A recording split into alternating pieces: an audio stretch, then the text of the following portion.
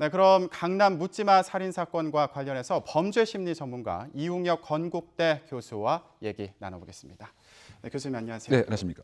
네, 지금 오늘이죠. 심리를 분석한 결과가 나왔습니다. 피해 망상으로 나왔는데 어떤 내용인지 좀 자세히 설명해 주시죠. 네, 그 경찰이 그 조현병 그 환자의 그 특성을 상당히 그 자세하게 그 브리핑 내용에 담았던 것 같습니다. 네. 예를 들면 그 청소년기에 잃었다, 앉아 섰다 하는 행동을 그 반복을 했다. 네. 사실 이 행동은 그 조현병 환자 중에서 이른바 그 양성 행동이라고 하는 것입니다. 물론 이게 우리가 봤을 때는 의미가 없지만 조현병 네. 환자에게는 나름대로 의미가 있습니다. 네, 지금 화면에 나오고 있네요. 네, 그렇죠. 보면서 얘기해볼게요. 예, 그래서 청소년기에 나타났던 행동을 브리핑에 포함을 했고요. 네. 더군다나 2003년부터 그 2007년까지 누군가 날 욕하는 소리가 들린다. 이건 소위 말해서 이제 그 환청이라고 하는 네. 그 특성인데 네. 통상 그 조현병 환자들이 보면 마치 혼잣말로 이렇게 중얼거리는 모습을 우리가 목격이 됩니다. 네. 이 이유는 뭐냐면 일단은 환청이 들리기 때문에 네. 거기에 대한 아마 응답을 하는 과정에서 이 2인 3인이 마치 대화를 하는 모습으로 우리가 판단하는데 네. 그런 모습이 2003년부터 2007년도에 또 있었다라고 네. 브리핑이 나타났고요. 네.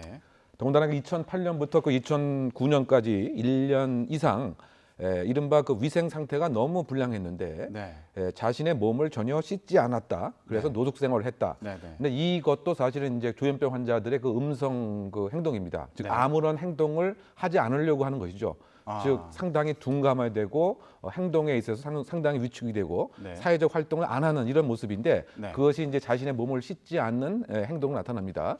그래서 이와 같은 것이 2008년부터 2009년까지 있었다. 네. 이렇게 그 발표를 했고요. 네. 더구나 주목을 해야 될 것은 저는 그 2014년도에 이때부터는 그 대상이 상당히 그 여성이 좀 등장을 하는 것 같습니다. 네네. 그래서 지금까지는 막연한 하나의 그 피해 망상이라고 한다면 네. 여성에 의해서 나의 현재 그 위치 자체가 상당히 그 어렵다. 그래서 여성들이 날 괴롭힌다라고 했다. 네. 이와 같이 그 수년간에 걸친 조현변적 특성을 그 브리핑에 자세히 담았던 것이 아닌가 생각됩니다. 네, 지금 이 나타났던 특성들을 쭉 같이 살펴봤는데 아까 교수님께서 말씀하시기로는 다른 사람이 볼 때는 별로 의미 없는 행동인 것 같은데 본인에게는 굉장히 의미가 있는 그런 것으로 받아들여진다고 말씀하셨거든요. 네. 그러다 보니까 이게 벗어나기가 어려운 그런 상황인 거죠. 그렇죠. 네. 바꿔 얘기하면 이제 일단은 그 사고 체계가 우리의 뭐 정상적인 사고 체계하고는 좀 다른 논리 구조를 네. 이제 그 갖고 있는 것이죠. 그러다 보니까 상황 자체를 잘못 이제 오판하는 경우, 뭐 예를 들면은 병원에 진료를 받으러 갔는데 네. 거기 여러 가지 이제 그 장구 병원 진료 기구들이 있지 않습니까? 네네. 근데 저것이 나를 계속 감시하고 도청하는 것 같다. 뭐 이렇게 뭐 판단을 한다든가 네네. 또는 이제 예를 들면 하늘에서 어떠한 계시가 와서 나는 이 행동을 계속 해야 된다. 네네. 뭐 이렇게 그 환청과 망상적 특징이 네. 뭐 조현병 환자의 가장 큰 요소라고 이제 볼 수가 있는데 네. 다만 이제 이 사건에서 그 논란으로 될 수 있는 것은 그런데 이 조현병적 증세가 악화된 것이 네. 혹시 여성에 대한 자신이 예를 들면 배제를 받았다든가 네. 여성에 의해서 무엇인가 불이익을 받았다라든가 라고 하는 혹시 요인이 있었던 것은 아닌가 이런 상황을 사실은 이번 그 경찰 브리핑에서도 저는 계속 좀 완전히 해소되지 않았다라고 보이는데 그 이유가 그럼 2014년도에 과연 어떠한 일이 있었던 것인지 네네. 바꿔야하면 이 피의자가 지금까지의 여성 관계에 어떠한 사회적 관계로 혹시 만났던 네네. 여성들은 뭐 누구였는지 네. 그러면 그 사람들로 하여금 어떤 진술을 들었는지 뭐 이런 것이 조금 더 확보가 되었으면 좋지 않을까 하는 생각이 좀 되는 것이죠. 네. 그리고 더군다나 지금은 그러니까 본인의 어떤 증상에 대해서 그걸 분석한 부분이고 그렇죠. 네, 좀 더 구체적으로 주변인들도 조사를 해서 어떤 네. 일이 있었는지 알아봐야 된다는 예, 말씀이시죠. 더군다나 이제 이번 5월달 초에 이른바 그 주방 일을 하다가 주방 보조 일로 다른 곳으로 옮기게 되었던 것에 있어서 네. 이것도 사실은 이제 여성이 나를 음해했다라고 현재 생각하고 있는 것인데 네. 그런데 이렇게 옮기게 된 것이 혹시 그 자신의 그 상급 뭐 주인이나 매니저가 네. 혹시 뭐 여성이었는지 네. 그래서 그 여성이 어떠한 뭐 언급을 한 것인지 뭐 이런 것들에 대한 좀 조사가 함께 그 포함이 되었으면 네. 이것이 이제 그 네. 여성 혐오냐 아니면 단순한 조현병 환자의 무동기 범죄냐라고 하는 것에 상당 부분 좀 해소되는 영역이 있었을 텐데 그 부분에 대한 그 내용은 포함되어 있지 않아서 어떻게 네, 본다면 이런 봤을 때 조현병적 특징이 분명히 있지만 네. 이것이 어쨌든 그 여성이 배제 메시지를 보내거나 여성이 무엇인가 거절을 했기 때문에 그 증세가 혹시 악화된 것은 아니냐 이런 또 의문점도 계속 지금 생기지 않을까 그렇게 좀 추정이 됩니다. 네. 일단 정신질환이 이제 원인인 걸로 나왔는데 왜 그 중에서도 여성을 대상으로 했는지 그리고 왜 진술을 그런 식으로 했는지 이런 부분은 좀 더 그 조사가 필요한 것으로 네네. 예, 보입니다. 그렇다면 아무리 만약에 뭐 여성에 대한 증오가 있다 뭐 이렇다고 하더라도 처음 보는 여성을 상대로 범행을 저질렀습니다. 이런 심리는 어떻게 봐야 되나요? 결국은 이제 그 여성이면 이제는 나의 그 적이 된 거죠. 네. 즉 여성은 내가 이제 응징을 해야 할 대상으로서 왜곡된 편견 체계가 성립이 되어 있기 때문에 이것이 가능하다. 네. 우리가 이제 그 외국에서 가장 이제 혐오 범죄, 증오 범죄의 그 대표적인 것이 이제 인종에 관한 것입니다. 네. 더군다나 뭐 미국 같은 사회에서는 9.11 테러 이후에 네. 그 이슬람에서 중동에서 이민을 온 네. 그와 같은 이제 사람들이 있어서 사실은 네. 전혀 테러리스트와 관련이 없음에도 불구하고 네. 이슬람어를 구사하고 문화를 사용한다는 것에 의해서 공격 행위와 폭언과 뭐 여러 가지 이제 그 살해에 대한 위협까지 한단 말이죠. 네. 이것도 역시 개인을 집단화하는 이와 같은 이제 심리로 봐야 될 것 같고 네네. 그리고 어떻게 본다면 이제 만약에 이제 이 사람의 진술이 사실이라고 한다면 본인이 겪었던 여성에 대한 피해 의식을 이른바 대상을 전치하는 다른 개인은 아니지만 그 여성이라고 한다면 이른바 그 종로에서 뺨 맞고 한강에서 화풀이한다 그와 같은 전치 심리가 네. 처음 보는 사람이지만 어쨌든 나의 적이다 여성이면 그 집단에 속한 것이기 때문에 내가 혐오를 하고 공격행위를 해야 되겠다라고 하는 편견 신념 체계가 형성되었기 때문에 공격행위가 이루어진 것이 아닌가 보입니다. 네, 저희가 아까 그래픽으로 보여드렸지만 그 심리 분석 내용을 보면 서빙하던 식당에서 이제 불결하다고 지적을 받으니까 여성이 음해를 했다 이렇게 생각을 하기도 했고 또 그 출근길에 여성들이 천천히 걸으면 자기를 지각하게 만들려고 하는 거다 지금 나오는 것처럼요. 저렇게 의식을 했다고 하거든요. 그럼 지금 말씀하신 것처럼 어떤 뭐 계기로 인해서 전반적인 여성들에 대해서 저렇게 다 의심하는 증상을 갖게 됐다 이렇게 일단 볼 수 있다는 말씀이신 거죠. 오늘 그 브리핑에서 그 문답 과정의 그 내용을 그 봤더니 네. 이 피의자가 2년 전에 그 네. 특정 단체에 그 소속이 되었다. 네. 그런데 그 특정 단체에서 여성이 상당히 공격적으로 나오고 네. 나의 경쟁 상대가 되는 것으로 생각을 했다. 아, 이와 같은 네네. 취지의 그 진술이 있었습니다. 그렇다 본다면 어쨌든 2년 전에 여성에 관해서는 무엇인가 그 친근감의 대상이라기보다는 네. 상당히 적대적인 또는 뭐 혐오적인 또는 나의 위치를 뺏어가는 그 같은 경쟁적인 대상으로서 이제 인식을 분명히 했다. 그러다 보니까 그 이후에는 지금 그 자료에 나오는 것처럼 온통 생각과 신념이 상당히 편견 왜곡 체계가 생긴 것이죠. 네. 즉 내가 조금 지금 시간을 빨리 가야 되는데 여자들이 천천히 가는 것은 내가 출근하는 것을 막는 네. 지각 행위를 하기 위한 의도적인 행위다. 네네. 이렇게 이른바 그 망상적 사고를 하게 된 것입니다. 네. 그러니까 이제 문제는 이분이 물론 이제 정신적 문제가 있는 건 분명합니다. 네. 그런데 이 조현병 증세가 네. 그 여성과의 대인 관계에 의한 상당 부분 문제 때문에 혹시 더 악화됐을 가능성도 있다. 뭐 이런 점도 함께 좀 분석 대상으로 포함되지 않나 생각됩니다. 네네. 그 부분을 이제 잘 살펴봐야 되겠습니다. 그런데 정신질환으로 입원 치료만 6번을 받았다고 하거든요. 그런데 이렇게 입원 치료를 받아도 치료가 안 되는 건가요?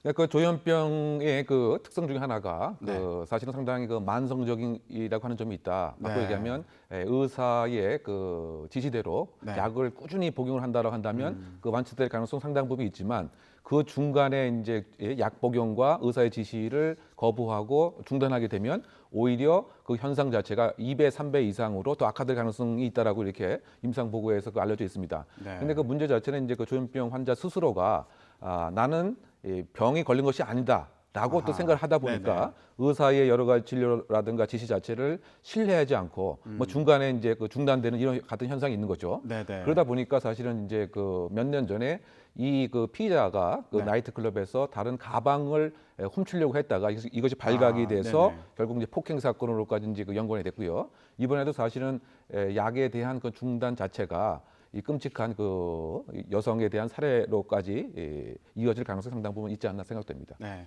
그러니까 본인은 본인이 정신질환이 있다는 걸 인식하지 못하고 또 치료가 필요하지만 제대로 치료받지 않고 약물도 중단하고 이런 것들이 상황을 점점 악화시켰다 이렇게 봐야 된다는 말씀이시죠? 그렇죠. 결국 이게 악순환의 고리에 빠지게 되죠. 그러다 보니까 그 네. 사회적 관계도 더 소원하게 되고 네네. 나의 편견 체계는 더 아주 심화되고 체계화되게 되고 이러다 보니까 또 사회적으로 봐서 이것을 무엇인가 조절하고 통제할 수 있는 시스템도 사실은 상당히 지금 조금 사각지대에 있고 네. 이런 면에서 이와 같은 범죄가 발생하게 된 토양이 되지 않았나 보입니다. 네. 그러면 지금 이번 사건도 그렇지만 실제로 묻지마 범죄 중에 정신질환이 원인인 경우가 많은 걸로 알고 있습니다. 저희가 그래픽 준비했는데 함께 보면서 얘기를 할까요? 지금 그래픽을 보시면 묻지마 범죄 2012년부터 2015년 사이에 일어난 묻지마 범죄를 조사한 내용입니다. 지금 정신질환이 원인인 경우가 36%예요. 가장 많은 비중을 차지하고 있거든요. 이렇게 정신질환이 호전이 되지 않으면 또 재범 위험도 크고 그러다 보면은 또 악순환에 빠지는 거 아닙니까? 어떻게 보십니까? 그렇죠. 이제 그 묻지마 범죄라고 하는 그 용어 자체에 있어서 사실 논란이 많이 있습니다. 제3자가 봤을 때는 묻지마지만 네. 이 당사자 입장에서는 나름대로 뭐 사용과 동기가 있을 수도 있다. 네. 다만 이제 그런 측면에서 사회적인 불만이 있는 상황일 수도 있고 네. 또는 이제 그 혼자 거주하는 이른바 그 나홀로족의 사회적 연결고리가 약한 점도 있을 수가 있고 네. 그런데 만약에 그 정신적 문제로 이것을 분류하게 본다면 네. 충동 조절에 상당히 문제가 있다라든가 또는 망상형 장애가 있다라든가 네. 그런 측면에서 그 정신질환이 36%에 해당이 된다. 네. 그리고 이와 같은 범죄 자체가 술과 이제 연관이 돼서 음주 상태에서 범해지는 경우도 상당 부분 많이 있기 때문에 네, 네. 즉 알코올 중독이라고 하는 문제도 함께 동반 표현이 되고 있다. 그런 측면에서 지금 묻지마 범죄에 대한 분류를 정신 문제적 측면에서 분류했을 때는 정신질환 36%, 알코올 중독 35%, 현실 불만 24% 이렇게 분류가 가능한 것이죠. 네. 그런데 이것을 또 사회 경제적 그 틀에서 분류를 하게 되면 뭐 제가 생각할 때는 혼자 거주하는 사회적 외톨이 또는 사회적 네. 이방인 또는 그 직업에 있어서 실업 또는 뭐 절대 빈곤 뭐 이렇게도 사실 해당될 수가 있습니다. 네. 어쨌든 가장 큰 중요한 것은 이와 같은 무동기 범죄라고 하는 것을 우리가 수년 동안 이렇게 목격을 해 오고 있음에도 불구하고 제도적 또는 환경적 대안 자체가 사실 지금 상당히 취약한 것이 아니냐. 그러다 보니까 이것이 수년간 축적되다 보니까 이번에 여러 가지 그 뭐 강남에 있어서의 그 시민들의 그 추모의 물결도 지금까지 치안에 대한 방치 자체에 네. 대한 그 불안감 네. 뭐 이것이 하나의 또 요소가 되는 점도 함께 있다고 생각됩니다. 네. 그러면 지금 말씀하신 걸 이제 보면 아까 뭐 혼자 거주하는 사회적 외톨이라든가 이제 이런 그 부분도 봐야 된다고 말씀하셨는데 그렇게 보면 사회 경제적인 부분 그 원인이 될 수 있는 부분도 좀 살펴봐야 될 필요가 있는 것 같고 또 알코올 중독이라든가 정신질환이라든가 이런 부분에 대한 치료도 제대로 이루어져야 되는 게 아니냐 이런 생각이 들거든요. 네, 그렇습니다. 결국 이와 같은 이제 그 범죄라고 하는 것이 만약 정신적인 문제로만 포커스를 맞추게 되면 이것은 사회는 건강하고 사회 구조적으로 문제가 네. 없는데 일부 소수자들의 문제다. 이렇게만 또 우리가 방치할 수 있는 네, 상당히 네. 그 문제가 있기 때문에 그렇다 본다면 우리 현재 우리 사회가 안고에 있는 사회 병폐 또는 사회 경제 구조적 문제도 함께 원인을 고려를 해야 된다. 그래서 네. 결국은 이 두 가지 요인이 네. 지금 발생하고 있는 묻지마 범죄를 그 포함해서 또는 그 사회적 약자가 피해자가 되는 그 같은 범죄의 그 두 가지 중요한 요인이다. 네. 이렇게 보면 타당하다고 생각됩니다. 이게 예방과 관련해서 이제 얘기를 나누다 보니까 궁금한 점을 좀 여쭤보려고 하는데 일반 시민분들 같은 경우에 이런 부분을 궁금해 하시더라고요. 그럼 정신질환이라고 이제 판정이 났고 그러면 처벌을 받을 거 아닙니까? 네. 그럼 이후에 만약에 그 처벌이 끝나고 나면 어떻게 되는 거냐? 그 부분에 대해서 또 불안해하시는 분들. 그런데 그 부분이 이제 상당히 하나의 그 딜레마적 상황입니다. 만약에 이제 이른바 그 조현병 환자의 그 공격성이 농후한 이와 같은 그 사람들을 우리가 그대로 그 방치해야 되느냐? 네.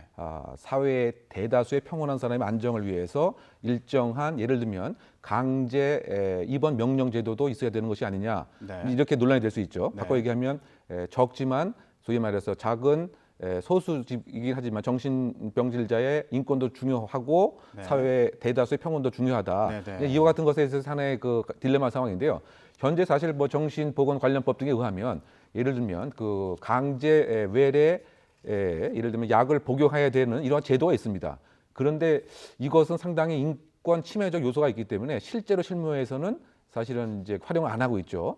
또 문제가 되는 것이 만약에 보호자가 동의를 하게 되면 2인 이상 동의를 하게 되면 강제적으로 병원에 격리시킬 수도 있는 이와 같은 것도 사실 가능한 것이죠. 다만 문제가 되는 것은 이것이 그 인권 보장에 대한 침해가 되지 네, 않겠는가. 네. 그래서 위헌 여부에 사실은 지금 논란도 있고요. 네. 그래서 사실 그 패러다임 크게 가지고 두 개입니다. 이런 위험 인자를 아예 격리하느냐, 격리 패러다임, 아니면 열려진 공간에서 지역사회와 함께 재활을 하느냐. 이것이 이제 하나의 그 딜레마 상황인데요. 네. 지금 이와 같은 범죄가 계속 빈발한다고 한다면 네. 형사 정책적 결단을 내려서 다소 인권 보장에 침해가 있더라도 다수 생활의 평온이라고 하는 점에서는 좀 강제 격리 같은 것도 필요하고 또 완전하게 치료가 되지 않은 상태에서는 사회에 출소하는 것을 제한하는 이와 같은 형사 정책적 방향의 전환도 좀 있어야 되지 않나 생각됩니다.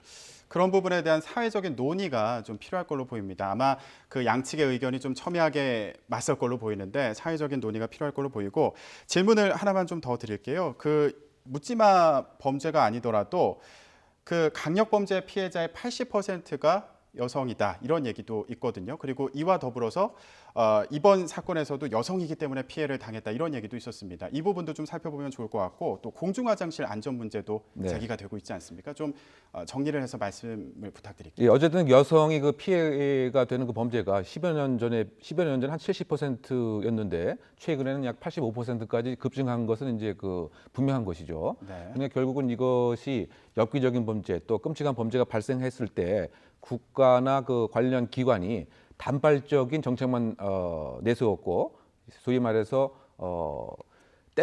땜빵질식 처방에만 이제 국한됐다. 그래서 제가 생각할 때는 이게 중장기적인 호흡으로 이 범죄 문제, 특히 여성에 대한 범죄 문제를 국가 정책의 중요한 하나의 그 정책 어젠다로 그 설정을 해야 될 필요가 있지 않는가. 네. 그래서 그 예를 들면은 단순히 이번 사건에서도 뭐 포스티지를 보관한다, 추모관을 마련한다 이와 같은 뭐 정치적 퍼포먼스보다는 또는 다음 생에는 남성으로 태어나야 안전하다. 이것은 적절치 않은 뭐 정치인들의 언급이 같고요. 이걸 중장기적인 정책 어젠다로 그 가져감이 필요하고요. 네. 그런 측면에서는 뭐 예를 들면 아까 말씀하신 화장실에 네, 있어서도 지금 나오고 있죠. 네, 네, 상당히 근데 화장실 문제가 이 사건에 저는 초점 아니라고 보이지만 그럼에도 불구하고 우리가 일상생활을 하는 중에 범죄 피해자가 발생하는 빈발 장소가 화장실로서 2011년도에는 356건에서 2014년도에 835건으로 무려 3배가량 뭐 증가한 것으로 봐서는 예를 들면 그 남녀 화장실에 대한 분리 못지않게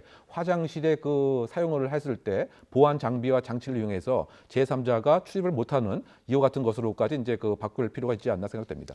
네, 지금까지 이제 원인과 예방책에 대해서 얘기를 나눠봤는데 앞으로 또 조사가 계속 또 진행이 돼야 될 테고 사회적으로도 그 예방책에 대한 논의가 계속 진행이 돼야 되지 않나 싶습니다. 네, 강남 묻지마 살인 사건 관련해서 범죄 심리 전문가 이웅혁 건국대 교수와 함께 얘기 나눴습니다. 네, 말씀 고맙습니다.